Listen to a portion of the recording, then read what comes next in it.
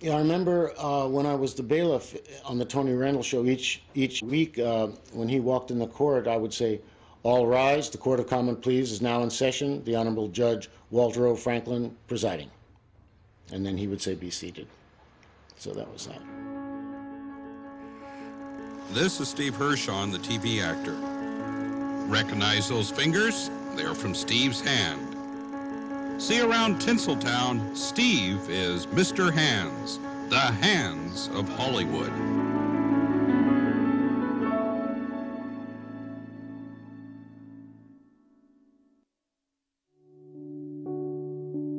In 1966, I had the opportunity either to become an editor, a stuntman, or an extra.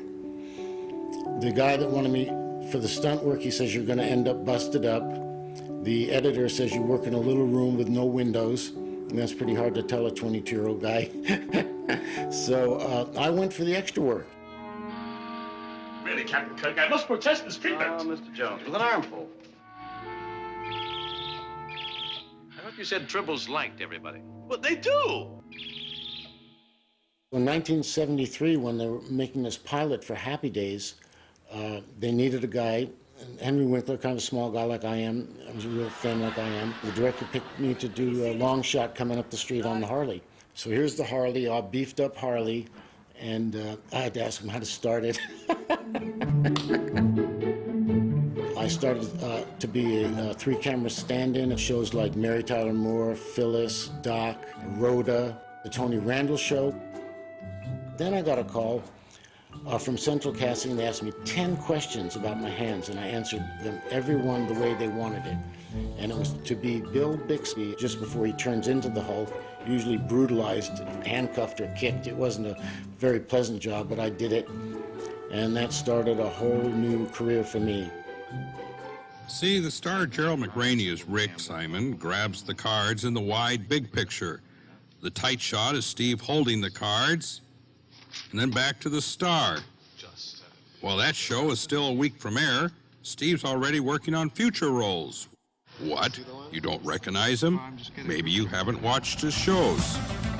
Cannon, Barnaby Jones, Macmillan and Wife, Werewolf, Magnum, Knight Rider, Simon and Simon, Murder, She Wrote, Dalton's.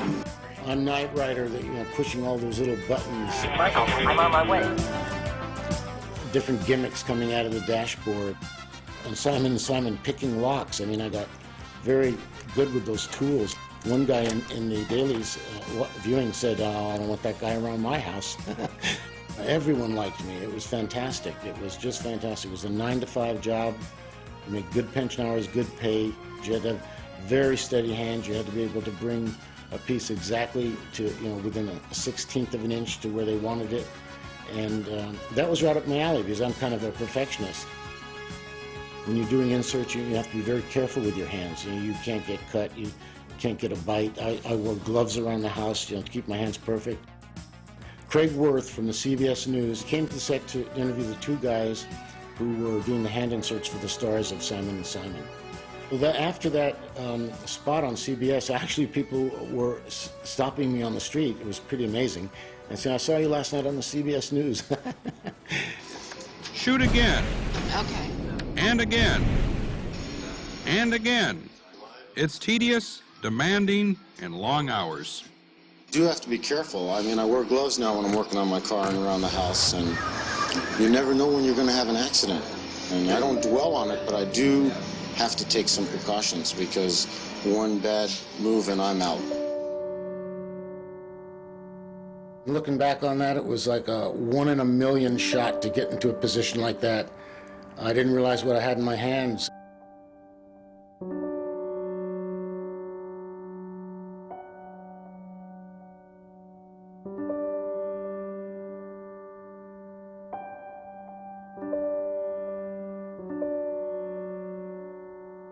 I was at a party with some people, and it kind of got wild, and I was on some drugs that were going to keep me up all night.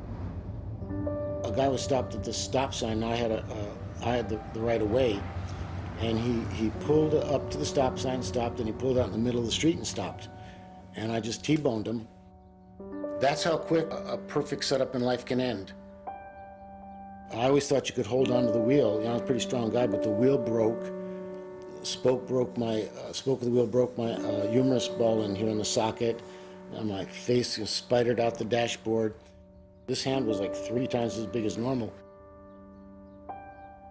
I had to call Central Casting at 3 in the morning to tell them that I couldn't show up to do Miami Vice, Don Johnson's hands on my Miami Vice, and I wasn't going to be able to show up to do Gerald McCraney's hands on Simon and Simon. I had a lot of nerve damage in my elbows, and in inserts, I mean, you have to be steady as a rock.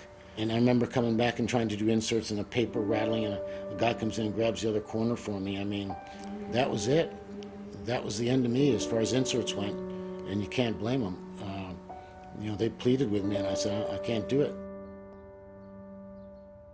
And my career was over, and if I called in for a job, I mean, I was just nobody. They give the work to the people who are working, and they, you know, didn't have much compassion to give me any more work.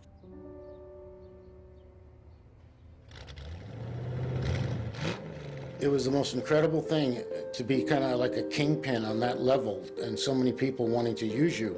It was like a snowball rolling down the hill and just getting bigger and bigger and bigger. Eventually it hit the wall. I had like 4 or 5 good years doing inserts, and just a lot of fond memories. I'm grateful. I believe in the afterlife, and I'm looking forward to that too.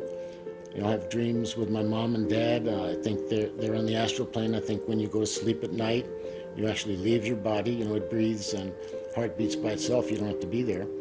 And so the consciousness goes out for the night, and you come back in the morning. And I've had a lot of fantastic dreams, and I'm pretty content. I'm just happy that I had a good life, and it's still going on. Why do you think your hands have made you famous? What is it about your I think hand? I was in the right place at the right time, really. Honestly, that was it. That's about it, Rye. I don't know what to say.